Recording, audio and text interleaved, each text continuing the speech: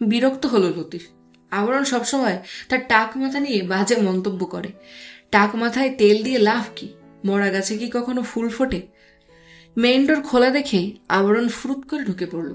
তার sixth sense বলছে নীরদ জাহিদ জেগে আছে, এবং সে সেটা মনে প্রাণে বিশ্বাসও করে। লিভিং রুমে আসতেই নীরদ জাহিদকে গম্ভীর মুখে বসে থাকতে দেখলো আবরণ। গায়ে ঢিলাঢালা সবুজ রঙের একটা টি শার্ট, মাথার চুলগুলোয় কিছুটা পাক ধরেছে। হৃষ্টপুষ্ট শরীর তার, দক্ষ হাতে কত কেস সামলিয়েছে। অপরাধীরা তার নাম শুনেও যেন থরথর করে কাঁপে। ডিপার্টমেন্টে ওনার বেশ সুনাম। আবরণ নিজ মনে হাঁটছে, ডানে বামে তাকানোর প্রয়োজন মনে করল না। শীষ বাজাতে বাজাতে সিঁড়িতে পা রাখা মাত্রই নীরদ জাহিদের রাশভারী কণ্ঠস্বর ভেসে এলো। রাজপুত্রের কি একটু সময় হবে? আবরণ ঘাড়না ঘুরিয়েই দাঁড়িয়ে পড়ল। পরনের প্যান্ট খানিক উপরের দিকে টেনে বলল, মাত্র 5 মিনিট, এত সময় আমার নেই হাতে। নীরদ জাহিদ জ্বলন্ত দৃষ্টিতে তাকালেন ছেলের দিকে। আবরণ তখন সিঁড়ির উপর উঠে বসেছে। রাব্বি শেখের বাড়ি গিয়ে তাকে গালমন্দ করেছো কেন? এতটা বকে গিয়েছো আবরণ, এখন লোকের বাড়ি গিয়ে বকাটেপনা করে বেড়াচ্ছ? খুবই তীক্ষ্ণ শোনালো নীরদের কণ্ঠ। আবরণ ঠোঁট উল্টায়, মন খারাপ করে বলে, কি করি বলুন তো নীরদ জাহিদ, আপনার বন্ধুগুলোও না আপনার মতোই দুষ্ট। আমাকে তাদের বাড়ি না নিয়ে থাকতেই পারে না। যেমন ধরুন আপনার সো কল্ড ব্যাঞ্চেদ মার্কের ফ্রেন্ড রাব্বি শেখ, শালা ডিপার্টমেন্টের হেড হয়ে কত বড় একটা অকাজ করেছে জানেন? বলে লাফ দিয়ে নীরদ জাহিদের সামনে এসে দাঁড়ালো। খানিক পিছিয়ে গেলেন নীরদ। তার দৃষ্টি এখনো গম্ভীর। আবরণের এহেন ব্যবহার তিনি কিছুতেই মেনে নিতে পারছেন না। কত অপরাধী বকাটে ছেলেদের এক হাতে সোজা করলাম, কিন্তু আফসোস আমার বাড়ির বেয়াদবটাকে সঠিক পথে আনতে পারলাম না। নীরদের আফসোসমূলক বাক্য শুনে হাসে আবরণ। দুকদম এগিয়ে একদম কাছে গিয়ে দাঁড়ায় তার। নীরদ সরে না নিজের জায়গা থেকে। তিনি দেখতে চান আবরণ আর কি কি করতে পারে। বাপের গায়ে নিশ্চয়ই হাত তুলতেও দ্বিধাবোধ করবে না। আবরণ পুনরায় হাসল নীরদের দৃষ্টি দেখে। চোখের দিকে তীক্ষ্ণ দৃষ্টিতে তাকিয়ে থেকে তাতে দাঁত চেপে বলল, আপনি যাদের সঠিক পথে নিয়ে আসেন তারা স্বেচ্ছায় অপরাধে লিপ্ত হয়, কিন্তু আমাকে বেয়াদব তো নীরদ জাহিদ বানিয়েছে। আমার পকেটে বোনার একমাত্র কারণ তো নীরদ জাহিদ। খানিক কেঁপে ওঠে নীরদ। আবরণের দিকে বিস্ফোরিত নেত্রে তাকিয়ে থাকে। আবরণ মুচকি এসে সিঁড়ির দিকে পা বাড়ায়।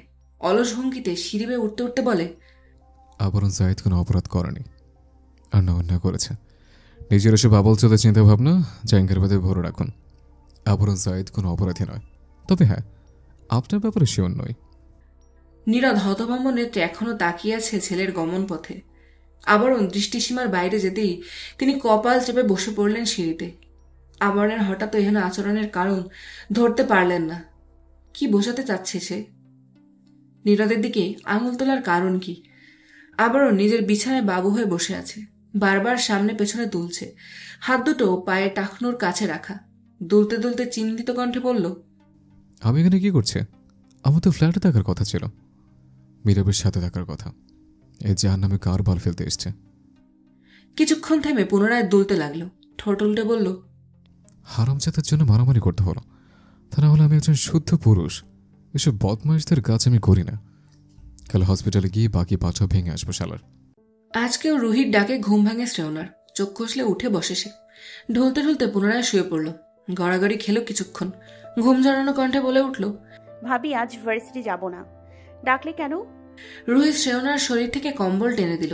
সেটা ভাঁজ করা অবস্থায় বলল, চলো না একটু বাবার বাড়ি থেকে ঘুরে আসি, বিকেলেই চলে আসবো। শ্রেয়না কপাল কুচকালো। সন্ধিয়ান কণ্ঠে শুধালো, কাহিনী কি বলো তো? হঠাৎ বাবার বাড়িতে যেতে চাচ্ছ? মলিন হাসে রুহি। শ্রেয়না ততক্ষণে বিছানা ছেড়েছে। বালিশ গোছাতে গোছাতে বলে, কয়েক ঘন্টার জন্যই যাব, দ্রুত ফিরে আসবো, চলো যাই। শ্রেয়না কোমর টানা দিয়ে বলল, ভাইকে বলেছো? হুম। অসহায় নেত্রে তাকায় শ্রেয়না। গাল ফুলিয়ে বলে, আমার কি যেতেই হবে? হাসলো রুহি। শ্রেয়নার রুম সবসময় গোছানো থাকে, তাই আর কষ্ট করে তা ঠিক করতে হলো না। হেসে শ্রেয়নার বাহু চেপে ধরল। কার জন্য যেতে চাইছো না? তোমার ভাইটা বড্ড জ্বালায় ভাবি, ইচ্ছে তো করে ধরে একটা আছাড় দিই। হাসলো রুহি, যাকে বলে প্রাণ খোলা হাসি। ফ্রেশ হয়ে তৈরি হয়ে নাও, আমি নাস্তা দিচ্ছি, ও তোমাকে জ্বালাবে না। রুহি হাসতে হাসতে বেরিয়ে গেল রুম থেকে। শ্রেয়না সেদিকে তাকিয়ে রইল। রায়ান হলো ভাবির ভাই, যতবার তার সাথে দেখা হয়েছে সবসময় মাথায় চড়ে নেচেছে, সারাক্ষণ শ্রেয়নার পিছু পিছু ঘোরে, যেন সে তার বউ। অসহ্য লাগে শ্রেয়নার। হুট করেই মাথায় একটা বুদ্ধি উদয় হলো শ্রেয়নার। রায়ান এখন জব করে, নিশ্চয়ই সে বাড়িতে নেই। ভাবির সাথে গিয়ে বিকেলের আগেই তাকে টেনে হিস্ট্রি নিয়ে আসবে, না হলে দেখা যাবে তাদের আসার খবর পেয়ে ছুটি নিয়ে পাগলা কুত্তার মতো দৌড়ে এসেছে। দীর্ঘশ্বাস ফেলল শ্রেয়না, ব্যালকনির দিকে পা বাড়ালো। সকালে ঠান্ডা বাতাস ছুঁয়ে দিল তার কোমল দেহ। খানিক কেঁপে ওঠে শ্রেয়না, চোখ বন্ধ রেখেই মুচকি হাসল। রুহি ডাকছে তাকে। কপাল কুচকে সেখান থেকে চলে আসতে চাইল শ্রেয়না। হঠাৎ করে তার দৃষ্টি পড়ে গ্রিলের উপর সুতো দিয়ে বাঁধা একটা কাগজের দিকে। কৌতূহল হলো তার। লোকটা তো আর কোনো পার্সেল পাঠায়নি। এটা এখানে কে রেখেছে? কোমর ছড়ানো চুলগুলো হাত খোপা করে তুলে নিল সেই কাগজ। ভাঁজ খুলে চোখের সামনে মেলতেই সরু ভ্রুজোড়া কুচকে এলো তার। ঠোঁট চেপে দাঁড়িয়ে রইল সেখানে। বাটার টোস্ট, আমার কল্পনার অর্ধাঙ্গিনী, ধীরে ধীরে তোমার প্রতি আমার অনুভূতিগুলো যত গাঢ় হবে, আমার সম্বোধনা ততটাই গভীর হবে। রেখেছিও না জানো, চিঠি লিখতে পারি না, তবু লিখছি। কি করব বলো বাটার টোস্ট? ভালো লাগে তোমার জন্য লিখতে। আমি একটা ব্যাপারে খুবই রেগে আছি। আমার দিয়ে উপহার তোমার ফ্রেন্ডকে দিয়ে দিয়েছ। বুঝতে পারছো কতটা ব্যথা পেয়েছি আমি? এর শাস্তি তুমি অবশ্যই পাবে। চাইলেই ছুটি তোমার সামনে যেতে পারি না, মন খুলে দুটো কথা বলতে পারি না, সামনাসামনি তোমার মুখের মিষ্টি হাসিটা দেখতে পারি না, তোমার মন খারাপের সঙ্গে হতে পারি না। তাই বলে পর ভেবো না আমায়। আমি কিন্তু তোমাকে খুবই আপন ভাবি। আবারও বলছে, আমাকে অবহেলা করো না। পরবর্তীতে আমার দিয়ে যন্ত্রণা সহ্য করতে পারবে না। আমার জিনিসগুলো অন্যকে দিয়ে ভালো করনি, একদমই ভালো করনি। এতে তোমার হৃদয়েশ্বর। চিঠি পড়ে অজান্তে শ্রেয়নার মন খারাপ হয়ে গেল। প্রীতিকে জিনিসগুলো দেওয়া কি সত্যি ঠিক করেনি সে? লোকটা তো ভালোবেসেই পাঠিয়েছিল। সে নাই বা ভালোবাসলো, তাই বলে তার পাঠানো উপহারগুলো দিয়ে দিতে হবে? নিজের মাথায় চাটি মারল শ্রেয়না। ভালোবেসে দিয়েছে তো কি হয়েছে? শ্রেয়না তো ভালোবাসে না। ধুর, কেমন একটা ঘোরের মধ্যে আছে মনে হচ্ছে। চারপাশে তো বিল্ডিং আর বিল্ডিং, তাছাড়া তাদের ফ্ল্যাটও 5 তলায়। কিভাবে পাঠালো চিঠিটা? দোস্ত, আমি রোগী, একটু চেপে জানা, ব্যথা পাচ্ছি। অনুনয় করে কথাটা বলল মীরাব। আবারও সোনার মতো ছেড়ে নেয়। মীরাবকে চাপিয়ে এসে বেডে শুয়ে আছে, চোখ বন্ধ করে রেখেছে। দেখে মনে হচ্ছে বেঘরে ঘুমোচ্ছে। মীরাব কপাল কুচকালো। শালা, আমাকে দেখতে এসে নিজেই শুয়ে আছিস? বের হয়ে যা কেবিন থেকে। মীরাবের ক্রোধিত কণ্ঠের বাক্য শুনে ফট করে আবরণ বলে ওঠে, শালা, আমাকে দেখতে এসে নিজেই শুয়েছিস? বের হয়ে যা কেবিন থেকে। তোর কথা শুনে মনে হচ্ছে তুই অফিসের বস, আমি ইন্টারভিউ দেওয়ার উদ্দেশ্যে তোর কাছে এসে বেয়াদবি করছে। ইস, বের হয়ে তা কেবিন থেকে। ভেঙচি কাটল আবরণ। মীরাব ফোঁস করে উঠল, মিনমিন কণ্ঠে বলল, রাতে কোথায় ছিলি? আসিসনি কেন? উঠে বসে আবরণ। বিরক্তিকর কণ্ঠে বলে ওঠে, সোতানের ফ, তোর বালের বাচ্চা লাগবে? হারিমের বাচ্চা শান্তি মতো ঘুমোতেও দিচ্ছে না। ওদিকে নীরদ রাতের ঘুম হারাম করে রেখেছে, এদিকে তুই দিনে ঘুম হারাম করছিস। আরেকটা কথা বললে হসপিটালের ছাদ থেকে পাছায় লাথি দিয়ে ফেলে দেব, তখন আরাম করে কবরে শুয়ে থাকিস। বল আমার। মীরাব কথা বাড়ায় না। আবরণ কিছুর জন্য হয়তো চটে আছে। কারণটা যে নীরদ জাহিদ, সে ভালোভাবেই সেটা উপলব্ধি করতে পারছে। শোন আবরণ। মীরাবকে থামিয়ে আবরণ গেয়ে ওঠে, আমাকে আমার মতো থাকতে দে, আমি নিজেকে নিজের মতো গুছিয়ে নিয়েছি। যেটা শুনিনি সেটা না শোনাই থাক, সব শুনলে নষ্ট জীবন। তোর এই খাটাসের মতো কণ্ঠ নিয়ে গান গাইস না ভাই, পা ধরি, কান থেকে রক্ত ঝরবে আমার। আবরণ সেভাবেই শটান হয়ে শুয়ে রইল। মীরাবের কথায় পাত্তা না দিয়ে বলল, ভাবছি ইউনিভার্সিটির ফাংশনে গান গাইব। সব রমণী আমার গানে মাতার হয়ে উল্টে পড়বে, আমি সেগুলো দেখে ভাব নিয়ে থাকবো। ভাবা যায় আবরণ যাই তখন কত ফেমাস সিঙ্গার হয়ে যাবে। কিটকিটে হাসলো আবরণ। মীরাব ঠোঁট বাঁকালো, আলতো করে এক পা উঠিয়ে দিল আবরণের পায়ের উপর। মেলোক তোর গান শুনে উল্টে পড়বে ঠিকই, কিন্তু পরবর্তীতে তোর পেছনে লাইন দেওয়ার জন্য তাদের খুঁজে পাবি না। কেন? উৎসুক কণ্ঠে জিজ্ঞেস করলো আবরণ। মীরাব ঢোক গিলে বলে, তোর কণ্ঠ শুনে সেখানে অক্কা পাবে তারা। হাসে আবরণ। মীরাব খানিক অবাক হয়। রাতে আবরণের ঘুম হয়নি। সকাল সকাল মীরাবের কাছে ছুটে এসেছে। এখানেই ঘুমোবে সে। ঘুমাবো, বারের আলাপ রাখ। আচ্ছা, যে অমলেট করে খাস না, সমুদ্রের পথ। মীরাব কপাল কুচকে শুয়ে পড়ল। আবরণকে জ্বালালো না। এই ছেলে গালি শিখলো কার থেকে, ভাবছে মীরব। আবরণের সাথে তার সাক্ষাৎ হয় ক্লাস 10-এ। তখন থেকেই বেপরোয়া দেখে আসছে আবরণকে। কারণটা অবশ্য আবরণের থেকেই শুনেছে। খুবই হৃদয় বিদারক কাহিনী সেটা। আবরণ বলতেই যায়নি, অনেক জোর করার পর বলেছে। আবরণের মুখ খোলার জন্য 4 দিন না খেয়ে ছিল মীরা। তবু তার জানতে হবে আবরণের বেপরোয়া স্বভাবের কারণ। সানির সাথে পরিচয় হয়ে কলেজে ওঠে। খুবই নরম আর কোমল স্বভাবের ছেলে সে, ভীতও অনেক। মীরাবা আর আবরণ কম মজা ওড়ায়নি তাকে নিয়ে। হুট করে আবরণের দিকে তাকিয়ে মুচকি হাসল মীরা। খানিক চেপে গিয়ে চেয়ে রইল নির্নিমেষ। ঘুমালে এত নিষ্পাপ লাগে দেখতে। কে বলবে এই ছেলে এত নিকৃষ্ট গালি জানে? কত সুন্দর আবরণ। সে তার বাবার মতো হয়নি, হয়েছে একজনের মতো। তবে মীরাব তাকে দেখেনি। আবরণের থেকে বহু কাহিনী শুনছে মানুষটার সম্পর্কে। সেই হিসেবে ধরে নিয়েছে মানুষটা নিঃসন্দেহে অতুলনীয় সৌন্দর্যের অধিকারী। নরম কোমরে কারো ছোঁয়া পেতেই শিউরে উঠল শ্রেয়নার কোমল দেহখান। চট করে ঘাড় ঘুরিয়ে সজরে থাপ্পড় বসালো অজ্ঞত লোকটার গালে। চোখ জ্বলছে তার, নিঃশ্বাস দ্রুত ওঠানামা করছে। রায়ান গালে হাত দিয়ে এক দৃষ্টিতে তাকিয়ে আছে শ্রেয়নার দিকে। নরম হাতের থাপ্পড়ে তার যেন কোনো হেলদোল নেই। ঠোঁটের কোণে হাসি ঝুলিয়ে বলে ওঠে, কত বছর পর এলে বলো তো? আগের থেকে বড় হয়ে গিয়েছো, হাতের তেজও কিন্তু ভীষণ ভীষণ ভীষণ বৃদ্ধি পেয়েছে। শ্রেয়না রাগান্বিত দৃষ্টিতে তাকিয়ে আছে রায়ানের দিকে। রাত এখন 11টার কাছাকাছি। রুহি আজ চলে যেতে চাইলেও বাবার বাড়ি এসে পাল্টি খেয়েছে। ভাইয়াকে জোর করেছে অনেক। সেজান বলেছিল শ্রেয়নাকে পাঠিয়ে দিতে, কিন্তু রুহি মানা করেছে। শ্রেয়না তার কাছে সুস্থ নিরাপদ থাকবে। তাছাড়া এবারে সকলেই শ্রেয়নাকে পছন্দ করে এবং ভালোবাসে। তবুও রাজি হয়নি সেজান, কিন্তু শাশুড়ির অনুরোধ ফেলতে পারেনি। অনুমতি দিয়েছে শ্রেয়নাকে থাকার জন্য, তবে শুধু 1 রাত, এর বেশি নয়। নতুন জায়গায় শ্রেয়নার ঘুমোতে সময় লাগে। ঘুম ধরা দেয় না সহজেই, তাই সে বারান্দায় বসে বাইরের দিকে তাকিয়েছিল। রায়ান তখনও ফেরেনি। তার আসতে দেরি হবে দেখে স্বস্তির শ্বাস ফেলল শ্রেয়না। দরজা লাগাবে ভাবতে ভাবতেই হঠাৎ শুভাকাঙ্ক্ষীর কথা স্মরণে আসে তার।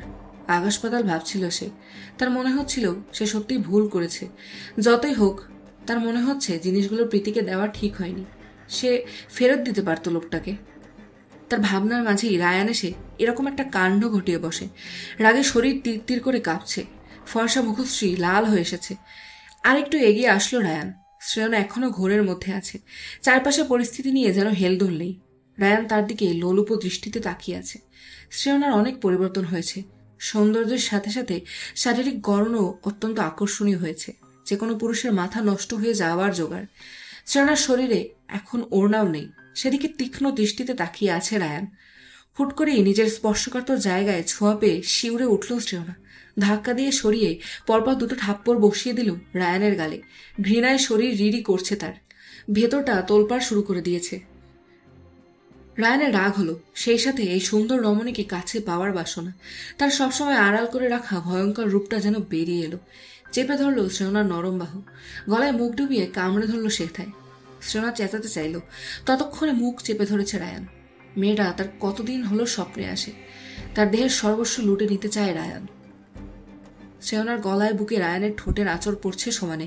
দানবের হাত থেকে তার মতো লিলিপুট নিজেকে কি করে ছাড়াবে? শক্তি জুগিয়ে রায়ানের হাতে কামড় দিল শ্রেয়না। রায়ান কিছুটা নরম হতেই ঠেলে দূরে সরিয়ে দিল তাকে। চোখ পেয়ে অশ্রু গড়িয়ে পড়ছে তার। ওড়না নেওয়ারও সময়টুকু নেই। দরজা ঠেলে দৌড়ে বের হয়ে গেল রুম থেকে।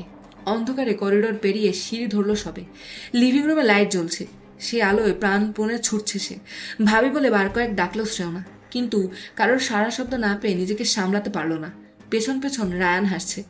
থামতে বলল শ্রেয়নাকে। মেইন ডোর খুলে বের হলো শ্রেয়না। দারোয়ান গেটে খুলে পাশে নাক ডেকে ঘুমোচ্ছে। বোঝা যাচ্ছে বাড়ির পুরুষগুলো এখনো হয়তো বাড়ির বাইরে, ফেরেনি তারা। শ্রেয়না গেট খুলে অন্ধকার রাস্তা ধরে দৌড় দিল। রায়ান তার হাতের ভয়ঙ্কর থাবা দিল শ্রেয়নার ঘাড়ে। তার পিঠ ঠেকল রায়ানের বুকে। রায়ানের হাত শ্রেয়নার সর্বত্র বিচরণ করছে। ঘৃণায় ডুকরে ওঠে শ্রেয়না। রায়ান তখন এলোপাথারি কামড় দিচ্ছে শ্রেয়নার ঘাড়ে। নেশাতুর রায়ানকে খুব সহজেই সরাতে পারল শ্রেয়না। ভাবির বাসা থেকে তাদের বাড়ির দূরত্ব মিনিট 20-এর। আবারও দৌড়াচ্ছে শ্রেয়না। রায়ান আবার ভয় পেল। যদি শ্রেয়না সব জানে নিশ্চয়ই তার জান নিয়ে নেবে। ভয়ের ঢোক গিলল সে। লম্বা কদমে দৌড়াতে থাকে শ্রেয়নার পিছনে। শ্রেয়নার ঘাড় গলা সহ শরীরে বিভিন্ন জায়গায় জ্বলছে। তবুও পা থামছে না তার। মস্তিষ্কে একটা কথাই উঠে আসছে, চিঠি যে দিত সে কি রায়ান? শাস্তি দিচ্ছে তাকে? তবে কি রায়ানি তাকে উপহার সমেত চিঠি পাঠাতো? কষ্ট দিতে চেয়েছিল লোকটা তাকে? তবে কি এটাই তার প্রতিশোধের নমুনা? অবচেতন মন মস্তিষ্কের কথাটাকে তোয়াক্কা করল না। লোকটা নিশ্চয়ই রায়ানের মতো নিকৃষ্ট হবে না। কারোর চলে যাওয়ার শব্দ শ্রেয়নার কানে এসে ঠেকতেই বুক চেপে ধরলো এক হাতে। কিছুটা ভেজা অনুভব করলো সেখানে। পাত্তা দিল না শ্রেয়না। সে রাস্তা চেনে, তাই চিপা গলির সাহায্যে অন্য একটা রাস্তা ধরে আবারও দৌড়াতে লাগলো। কিছুক্ষণের মধ্যেই বাসার সামনে এসে দাঁড়ালো শ্রেয়না। গেট বন্ধ, তবে তালা দেওয়া নেই। এতে খানিক অবাক হলেও স্বস্তি পেল সে। দ্রুত পা চালালো। হুট করেই পেছন থেকে কেউ তার মুখ চেপে ধরলো। বুকটা ছলাৎ করে উঠল শ্রেয়নার। চোখ বেয়ে পানি গড়িয়ে পড়ল। পা দিয়ে পেছনে লাথি দিল লোকটার উদ্দেশ্যে। এটা যে রায়ান সেটা শ্রেয়না বেশ বুঝতে পারছে। লাঠিটা জায়গা মতো লাগায় নিজেকে ছাড়িয়ে নিতে পারল সে। দুর্বল হাতে গেট খুলে দৌড়ে লিফটে গিয়ে চড়ল। লিফট খুলতেই জলদি বের হয়ে আসলো শ্রেয়না। তার বুকের ভিতর লাফালাফি করছে। মনে হচ্ছে বুক ছিঁড়ে বেরিয়ে আসবে। আর একটু পরেই সে নিজের ঘরে প্রবেশ করবে। তার ভাই আছে সেখানে। সেজান বাঁচাবে তাকে, তার বড় ভাই। দ্রুত বেল চাপছে শ্রেয়না। থামার নাম নেই, অনবরত চেপেই যাচ্ছে। পাশে যদি রায়ান চলে আসে, ধরে নিয়ে যায়। শ্রেয়না ঢোক গিলছে। ঘেমে নিয়ে শরীর অস্থির তার। বিড়বিড় করছে শ্রেয়না। দরজা খুলছে না কেন? ভাইয়া কি তবে ফেরেনি? দরজা খুলো ভাই, বাঁচাও আমায়। আরো কিছুক্ষণ বেল চাপার পর খট করে দরজা খুলে যায়। ও পাশে ঘুমু ঘুমু চোখে সেজানকে দাঁড়িয়ে থাকতে দেখে এক মুহূর্ত দেরি করল না শ্রেয়না। ঝাঁপিয়ে পড়ল সেজানের বুকে। কথা না বলে ভাইয়ের বুকে পড়ে রইল সে। মাঝরাতে বোনকে এই অবস্থায় দেখে অবাক হলো সেজান। শক্ত হাতে বোনের দেহটা ছাড়িয়ে নিল নিজের থেকে। চোখ আটকালো শ্রেয়নার ঘাড়ে এবং গলায়। ছোপ ছোপ রক্তের দাগ। সেখান থেকে রক্ত বেয়ে ভিজে গিয়েছে অনেক অংশ। চুলগুলো এলোমেলো। বাহু থেকে কিছুটা কাপড় কেউ যেন ছিঁড়ে নিয়েছে। শ্রেয়নার চোখ ছলছল করছে। সেজান মৃদু কণ্ঠে শ্রেয় বলে ডাক দিতেই এতক্ষণের দরজার ভাগ ভেঙে গেল। ফুপিয়ে ওঠে শ্রেয়না।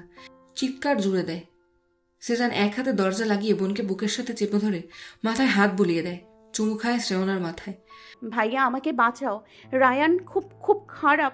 ওরা কেউ সাহায্য করেনি আমায়। ভাবিকে ডেকেছি, ওকে ওঠেনি। ভাইয়া আমাকে লুকিয়ে রাখো রায়ানের থেকে। আমি ভীষণ ভয় পাচ্ছি, ভীষণ।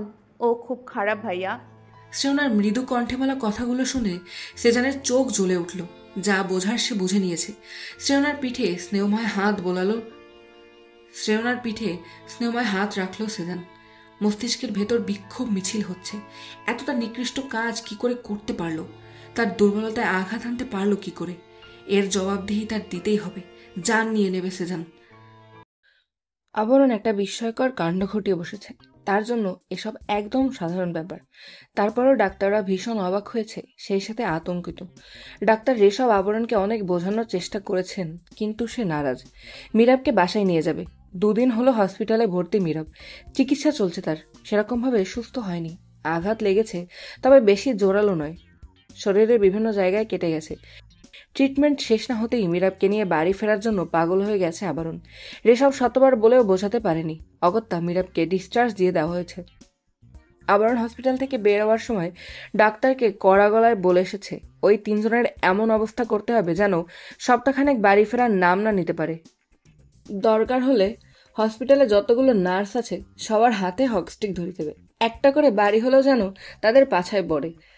আবরণের কথায় হকচকিয়ে গিয়েছিল সকলে। কেউ কেউ বিড়বিড় করে বলেও ফেলেছিল, এই লোক তো বদ্ধ পাগল। মেন্টাল হসপিটালে দ্রুত অ্যাডমিট না করলে বাকিদেরও পাগল বানিয়ে ছাড়বে। আর কোনোদিন এই ছেলে যেন না আসে এখানে। মাথার স্ক্রু বোধ হয় সব ঢিলা হয়ে গেছে।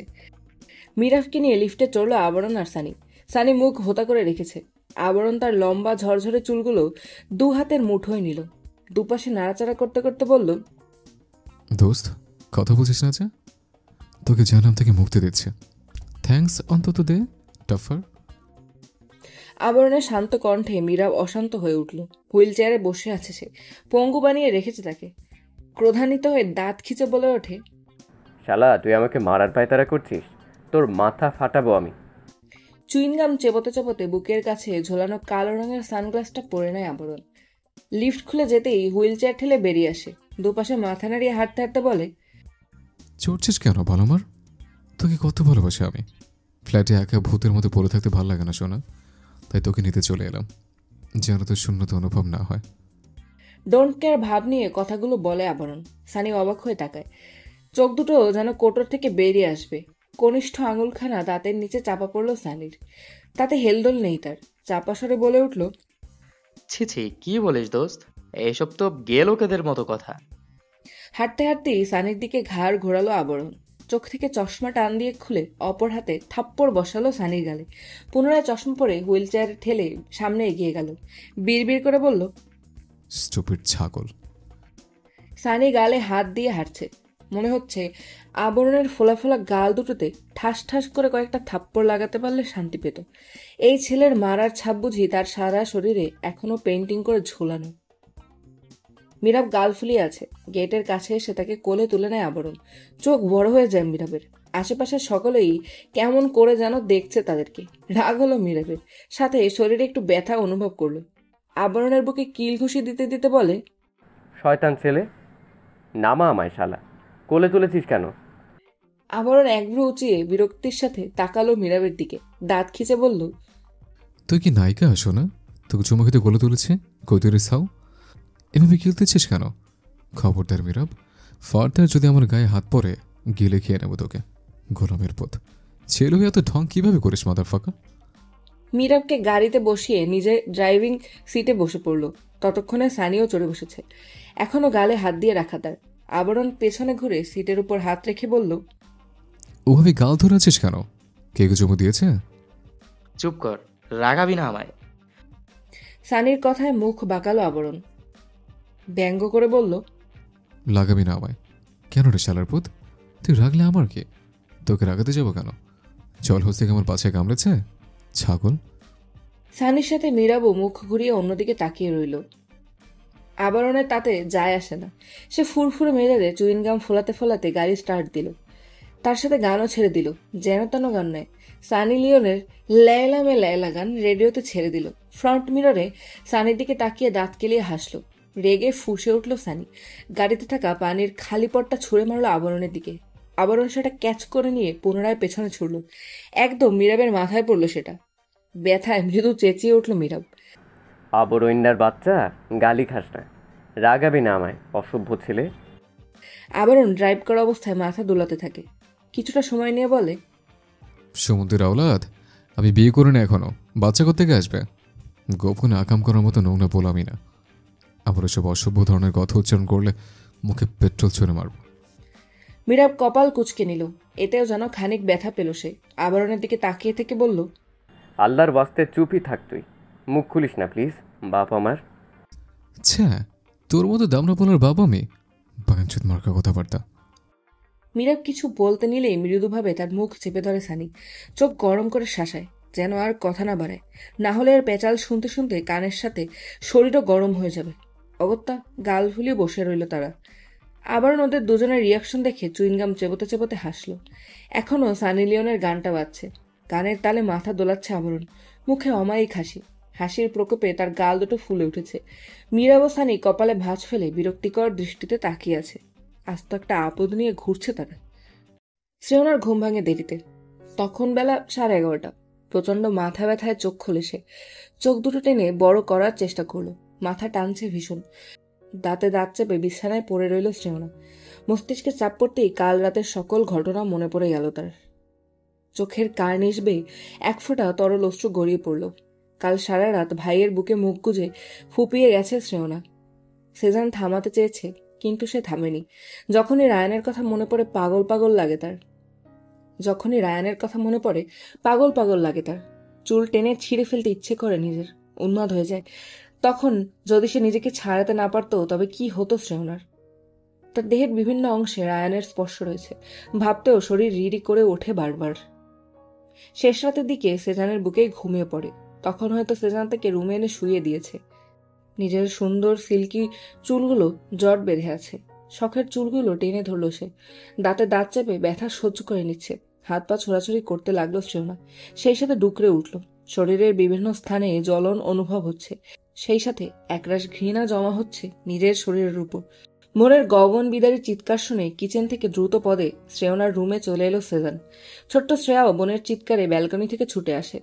সকালে উঠে আপুকে নিজের পাশে দেখে যতটা না অবাক হয়েছে তার চেয়েও বেশি খুশি হয়েছে শ্রেয়া। বাসায় একা তার ভালো লাগে না। মন টেকে না। ভাইয়ের সাথে খেলে মজা আছে নাকি? গম্ভীর লোক, সময় পেলেই ল্যাপটপ হাতে কাজে বসে পড়ে। কিন্তু প্রতিদিনকার মতো আজ বোনকে ডাকতে পারে না সে। ভাইয়া কড়া গলায় নিষেধ করেছে। উপায়ন্তর না দেখে ব্যালকনিতে গিয়ে বসেছিল। শ্রেয়নার চিৎকার কানে আসতেই ভয় পেয়ে যায় শ্রেয়া। ছোট ছোট পা ফেলে উৎকণ্ঠা নিয়ে দৌড়ে আসে রুমের ভেতর। রুমে এসেই দেখতে পায় ভাইয়া শ্রেয়নার মাথা বুকের সাথে চেপে ধরে বসে আছে। কিন্তু শ্রেয়নার চিৎকার থামে না। সেজানের ঘর্মাক্ত শরীরে লেপ্টে থাকা টি শার্ট চেপে ধরে কাঁদছে। ফর্সা মুখশ্রী রক্তিম বর্ণ হয়ে গেছে। গলার কিছুটা জায়গা নজরে এলো শ্রেয়ার। রক্ত জমাট বেঁধে আছে। বুকের খালি জায়গাটুকু লাল। শ্রেয়ার ছোট্ট মস্তিষ্ক ধরতে পারল না ওগুলো রক্ত। ততক্ষণে প্রিয় বোনের আহাজারিময় কান্না দেখে তার ভেতরে যেন পাহাড় ভেঙে পড়ল। শ্রেয়নাকে কখনো কাঁদতে দেখেনি সে। কি হলো তার বোনের? হঠাৎ এমন কাঁদছে কেন? আপু কি তবে অসুস্থ? আপু, কি হয়েছে? কাপা কাপা গলায় চিকন স্বরে কথাটা বলে ওঠে শ্রেয়া। তার বুক ফেটে যাচ্ছে। ভাই আপুর কান্না তার ছোট্ট বুকে ঝড় তুলছে। ঘন পাপড়ির বেষ্টনীতে থাকা বড় বড় চোখের কোটর বেয়ে ঝরঝর করে পানি গড়িয়ে পড়ল। ছোট নরম হাতে বোনের গলা জড়িয়ে নিজেও ফুপিয়ে উঠল শ্রেয়া। জানে না তাদের কি হয়েছে, তবে এই পরিস্থিতিতে কান্না করাটা যেন খুবই জরুরি। সেজান হাত রাখে বোনের মাথায়। কান্নার প্রকোপে শরীর কাঁপছে শ্রেয়নার। হেঁচকি উঠে গেছে, তবুও গলার স্বর কমেনি। সর্বশক্তি ব্যয় করে চিৎকার করছে সে। শ্রেয়ানা। সেজানের গলার স্বর শান্ত, তবে কিছু একটা ছিল সেথায়। শ্রেয়না কান্না ভুলে কিছুক্ষণ ফ্যাল করে চেয়ে রইল ভাইয়ের কঠোর মুখশ্রীর দিকে। পুনরায় কান্নায় মশগুল হলো সে। আমি থাকতে এইভাবে কাঁদছিস কেন তুই? সত্যি সহ্য করার মতো না, কান্না থামা। আমি ভুলতে পারছি না। আমি আমি আমি সত্যি ভুলতে পারছি না। শেষ করে ফেলো আমায়। ভুলে যাব, আমি সব ভুলে যাব ভাইয়া। মেরে ফেলো আমায়। সেজানের দুহাত দিয়ে নিজের গালে বারবার আঘাত করতে লাগলো শ্রেয়না। কম্পিত কণ্ঠে কথাগুলো বলে পুনরায় ফুপিয়ে উঠল। এবার স্বর কিছুটা নিচু হলো তার। ভাই বেঁচে আছে, তোর ভরসা রাখ, দেখতে থাক ভাই কি করে। ভাই আছে না, ভুলে গেলি ভাইকে? শ্রেয়না ছলো ছলো নেত্রে তাকালো সেজানের মুখের দিকে। আরো কান্না পেল তার সেজানের চেহারা দেখে। ভাই কি কেঁদেছে? কলিং বেলের শব্দে ধ্যান ভাঙে তাদের। শ্রেয়া বোনের গলা ছেড়ে দাঁড়িয়ে যায়। সেজান শ্রেয়নার মাথায় ভরসার হাত রাখে। চোখ দ্বারা আশ্বাস জানিয়ে বিছানা ছেড়ে উঠে দাঁড়ায়। সেজান চলে যাবার পর শ্রেয়নার সামনে গিয়ে বসে। বোনের অবস্থা দেখে সে আঁতকে ওঠে। এত ক্ষত কেন আপুর শরীরে? ইস, নরম সুন্দর ফর্সা চামড়া যেন ঝলসে গেছে। খুবই বাজে দেখালো শ্রেয়নার শরীরে সেই ক্ষত। বেমানার লাগছে তার দেহে। কেঁদো না আপু, ভাইয়া আছে না, তোমার সব কষ্ট দূর করে দিবে। হঠাৎ ড্রয়িং রুমে ঠাস করে শব্দ হয়। কেঁপে উঠল দুবোন। টলমল পায়ে শ্রেয়ার হাত চেপে ধরে রুম পেরিয়ে লিভিং রুমে চলে এলো শ্রেয়না। রুহি দাঁড়িয়ে আছে। তার চোখজোড়া বড় আকার ধারণ করেছে। চোখ পানিতে টইটুম্বুর। অবিশ্বাস্য দৃষ্টিতে তাকিয়ে আছে তার সামনে দাঁড়িয়ে থাকা সুপুরুষটার দিকে। সেজানের শান্ত দৃষ্টি। তাকে সেরকম আবেগপ্রবণ হতে দেখা যায় না, আর না হুটহাট রেগে যায়।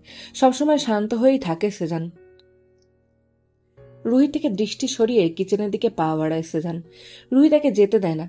চেপে ধরে বাম হাতখানা। কম্পিত কণ্ঠে শোধায়, কি বলতে চাচ্ছ তুমি? চলে যাব কেন আমি? সেজান চোখ বন্ধ করে বলে ওঠে, আমি বলছি তাই। সেজান। কাতর কণ্ঠে ডেকে উঠল রুহি। সেজান চোখ বন্ধ রাখা অবস্থায় নিজের হাত ঝাড়ি মেরে ছাড়িয়ে নিল। ধমকে বলে উঠল, বলছি না বের হয়ে যাও। রুহি কেঁদে দিল। কাঁদতে কাঁদতেই বলল, আমি কেন যাব? এটা আমার বাড়ি, আমার সংসার। তুমি তাড়িয়ে দিতে পারো না আমায়। সেজান ঘুরে এসে রুহির চুল টেনে ধরল। শক্ত হাতের থাবায় ব্যথায় নাজেহাল অবস্থা রুহির। সেজান রক্ত লাল চোখে দাঁত চেপে বলল, তুই জানিস না কেন যেতে বলছি তোকে? জানিস না তুই তুই মুখ খারাপ করাবি না আমার। তোকে যেতে বলেছি, বের হয়ে যা। সময় মতো ডিভোর্স পেপার পেয়ে যাবি। বের হয়ে যা আমার বাসা থেকে। ছুঁড়ে ফেলল রুহিকে। তার চিৎকারে দেয়ালও যেন কেঁপে উঠল। রুহি হতভম্ব নেত্রে তাকিয়ে আসে সেজানের দিকে। নিজের কানকে বিশ্বাস করতে পারছে না যেন। ফ্যাল করে তাকিয়ে আছে। শ্রেয়া শ্রেয়নার কোমর চেপে সেথায় মুখ ঘুরে দাঁড়িয়ে আছে। শ্রেয়না অবাক দৃষ্টিতে দেখছে ভাই ভাবির লড়াই। এরকম কখনো হয়নি এ বাড়িতে। তাহলে হঠাৎ এসব কি হচ্ছে? রুহি একটা সাংঘাতিক কাজ করে বসল। সেজানের রাগ ঝাড়ল শ্রেয়নার উপর। এসবের জন্য এই মেয়েই দায়ী। রাগে হিস হিস করতে করতে টি টেবিলে থাকা মিনি সাইজের ফ্লাওয়ার ভাসগুলো তুলে ছুঁড়ে মারল শ্রেয়নার মুখ বরাবর। অসাবধানতার ফলে সেটা শ্রেয়নার কপালে গিয়ে লাগলো। পুরনো ব্যথা মুহূর্তেই মাথা চারা দিয়ে উঠল। চিৎকার করে উঠল সে। তার সাথে শ্রেয়া ফুপিয়ে কেঁদে ওঠে। আজ বাসায় কি হচ্ছে কিছুই ঢুকছে না শ্রেয়ার ছোট্ট মাথায়।